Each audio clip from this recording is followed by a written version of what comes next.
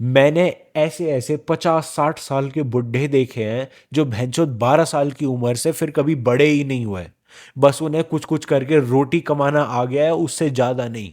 This is basically the trademark of pretty much all Indian kids. Engineering करूं या art, मैं job करूं या start, should I follow my passions or just do what my parents? Wisdom depends on two things. आधे ज्यादा adults गुटखा, दारू, बीड़ी, तंबाकू, भैंचोद पता नहीं क्या क्या खाने पीने में लगे हुए हैं, रैश ड्राइविंग करते हैं। तुम्हें लगता है उनमें जिंदगी का ज्ञान होगा? जो भैंचोद ऐसे काम करते हैं कि यूं जिंदगी खत्म हो जाए। आज से 5-7 साल पहले तुम इतने छोटे थे, तुम्हें मुंह पहुंचने तक की तमीज नहीं थी, एंड सडनली तुम इतने बड़े हो गए 5 सालों में, मात्र 5 सालों में, कि भैंचो तुमने इतनी मुसीबतें पाल ली। ये तुम्हारी गलती नहीं है। ये जो तुमने आसपास, ये जो तुम्हारे आसपास चूतिए बैठे हैं ना, which torment you every day of your life, ये उनकी गलती है। ब्रो, सच बताइयो, तेरी सबसे बड़ी प्रॉब्लम क्या है? ओवर थिंकिंग, डिसीजन पैरालिसिस, या वो नेगेटिव थॉट्स जो दिमाग में बार बार चक्कर काटते रहते हैं? 81% इंडियंस रोज 3 घंटे से ज्यादा ओवरथिंक करते हैं। तुम अकेले नहीं हो, मैं भी उस ग्रुप में शामिल हूँ। 81% इंडियंस शामिल हैं। बचपन से लेके अभी तक, due to multiple traumatic events, मेरे दिमाग ने इतनी सारी मेंटल प्रॉब्लम्स को अपना घर बना लिया था कि मेरा ग्रो करना मुश्किल हो गया था। And yet I made through each and every single one of them, सिर्फ एक जर्नलिंग टेक्निक से। उसका नाम सोलिलोक्वीज। इन इंग्लिश लिटरेरियन लैंग्वेज, सोलिलोक्वी का मतलब होता है एसेंशियली अ मोनोलॉग। जैसे कि कोई स्टेज पे या मूवी में एक सिंगलर कैरेक्टर अपने दिल की बात शेयर करता है, that is soliloquy in the most technical sense. But it is a journaling technique जो पिछले 2000 साल में मल्टीपल फिलोसोफर्स यूज करते आए हैं to understand what's in here and in here. Soliloquy में हम बेसिकली अपने आप से बात कर रहे होते हैं as two separate characters. And to tell you how much of a game changer soliloquy can be is by the simple fact that 15% of Indians को mental health intervention की ज़रूरत है। Let's start by addressing one of the biggest problems in India, that is overthinking.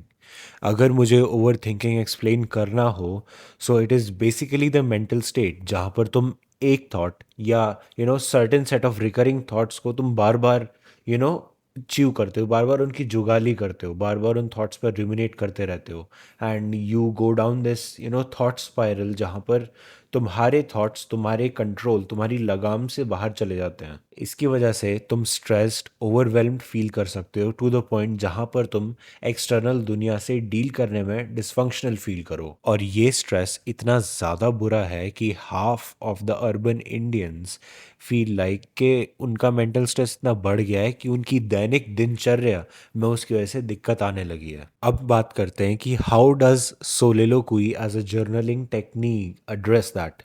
सो अगर हम बात करें like very exactly, तो soliloquy is made up of two words, solus which means alone and loqui which means to speak. ये दोनों Latin शब्द को एक साथ जोड़ के बनाया गया है soliloquy. And as its literal translation goes, it means to speak alone, यानी खुद से तुम अकेले में बात करो। However, what I would like to say is कि ऐसे बोल के बात करने से बेहतर है कि तुम लिख के बात करो। क्यों? क्योंकि जो हल्का सा टाइम लैग आएगा ना सोचने में और लिखने में, उससे your brain would be forced to slow down a little and really introspect what's coming out of it. The exact framework that you can use is a monologue directed at yourself. एक question लिखो and then answer that question, या फिर जो तुम्हारे दिमाग के अंदर भसड़ हो रखी है ना, just spit that vomit out on a piece of paper. वो केओस को कागज पर उतरने दो। उससे क्या होगा कि तुम रिकॉग्नाइज करोगे कि ओके, मैं ये फलाना फलाना चीज़ें ओवर थिंक कर रहा था।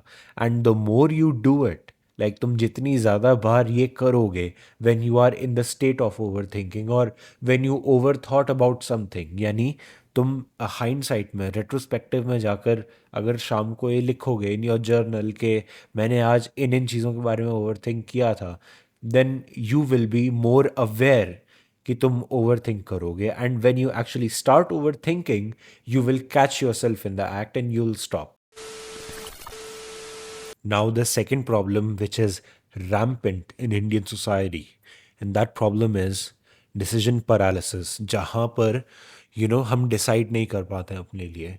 And this is basically the trademark of pretty much all Indian kids. Engineering करूँ या art, job करूँ या start, should I follow my passions or just do what my parents, और तुम decide ना कर पाने को procrastination कह कह के बस scroll करते जाते. 1 in 3 Indians regularly ask Google या चैट जीपीटी सिर्फ डिसाइड करने के लिए, which of course will end up in a bad decision, क्योंकि वो 100% तुम्हारा नहीं होगा. It would be biased by something or the other. तुम हमेशा in a sense and in a way stuck रहोगे. You can never truly decide for your self.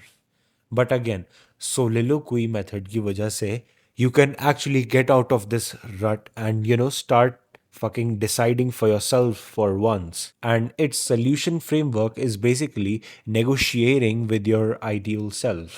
मतलब तुम अपने दो वर्जन्स बनोगे. पहला जो तुम अभी हो, जो प्रॉब्लम स्टेट करेगा, and then you have to become your ideal version कि मैं अपने आइडियल स्टेट में इस प्रॉब्लम को कैसे हैंडल करता, इस प्रॉब्लम का क्या रिजल्ट निकालता. Using this journaling technique begs the question to you कि अगर सोसाइटी अपने नॉर्म्स, अपने जो कुछ भी बायसेस हैं वो तुम पे नहीं थोप रही होती, तो तुम एट दिस पॉइंट क्या कर रहे होते, एंड तुम जेन्युइनली अंदर से क्या करना चाहते हो. जब तुम्हें इन दोनों चीज़ पे क्लैरिटी मिल जाती है, it becomes real fucking easy to decide for anything, वो भी बिना किसी एक्सटर्नल बायस या एक्सटर्नल गुरु के.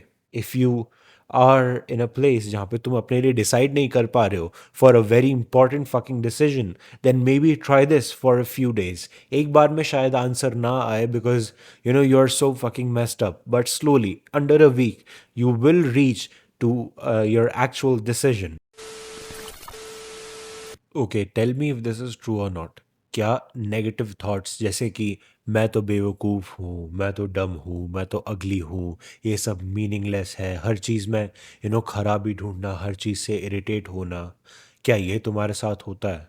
या फिर कॉग्निटिव डिस्टॉर्शंस जहाँ पर तुम हर चीज़ में अपने खुद के बायसेस ढूंढ रहे हो, जैसे कि you will always try to find evidence कि किस किस ने तुम्हें अगली बोला था, just so you can confirm कि तुम अगली हो, या किस किस ने तुम्हें छोटा बोला था, किस किस ने तुम्हें काला, गोरा, छक्का, लंबा, मोटा, कमज़ोर, what ever.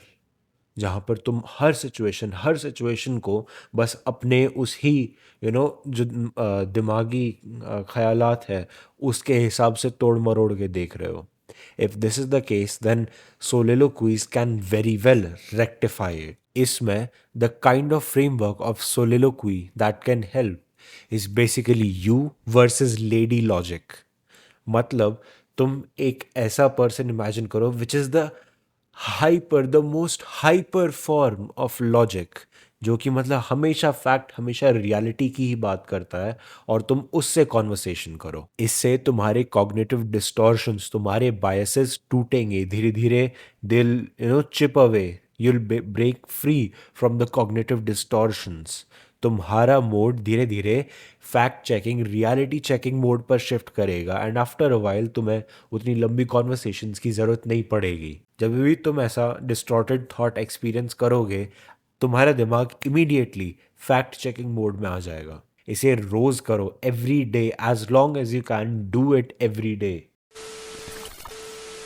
Now how to do it, simple है.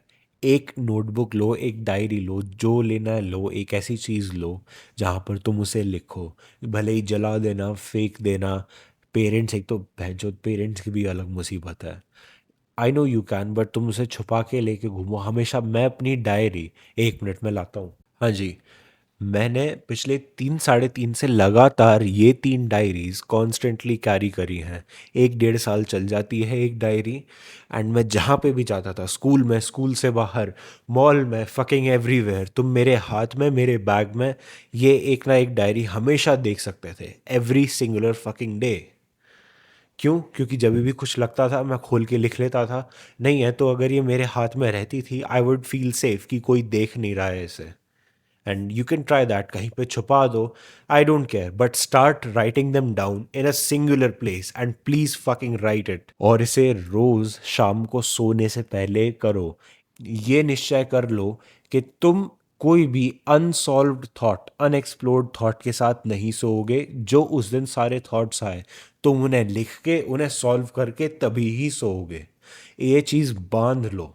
और ज़्यादा नहीं, तुम्हें 1 महीना करना है, you will feel measurable changes. And if you're as fucked as I was in a really, really fucking dark spot for, you know, a really long fucking time.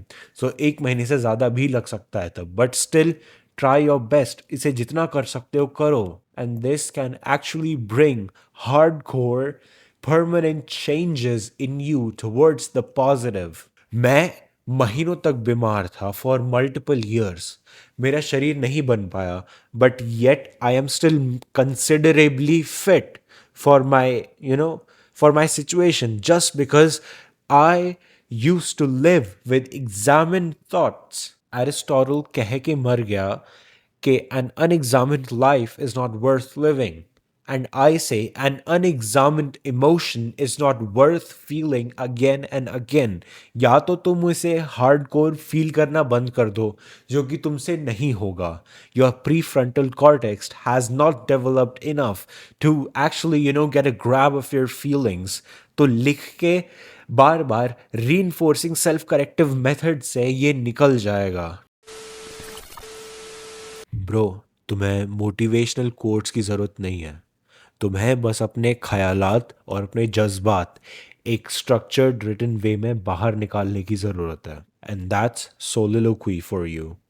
एक journaling slash self dialogue method which will help you to map out what's inside here and here.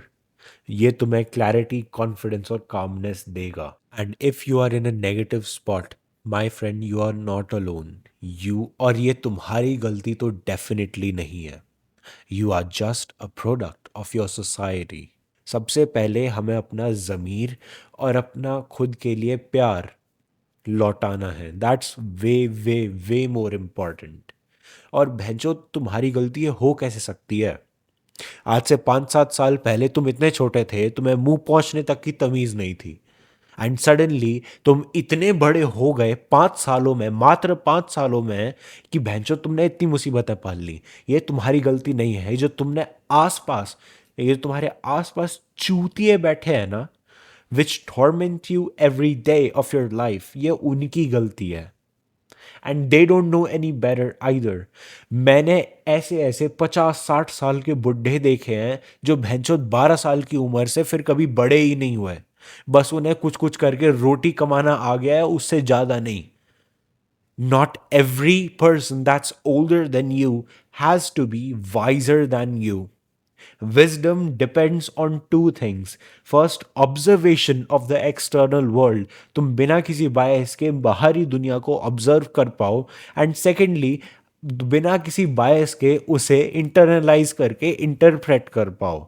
अगर ये दोनों चीज़ें नहीं है ना किसी इंसान के पास, जो कि बहुत मुश्किल है होना, so that person can not be wise at all. रटे रटाए कोट्स वापस बक देगा, बहन जो ओशो फोशो, ये जो साले सफ़ेद दाढ़ी के जो बाबा हैं उनको सुन लेगा, but that person will never be wise. आधे से ज़्यादा अडल्ट गुटखा, दारू, बीड़ी, तंबाकू, भैंचोद, पता नहीं क्या क्या खाने पीने में लगे हुए हैं, रैश ड्राइविंग करते। तुम्हें लगता है उनमें ज़िंदगी का ज्ञान होगा?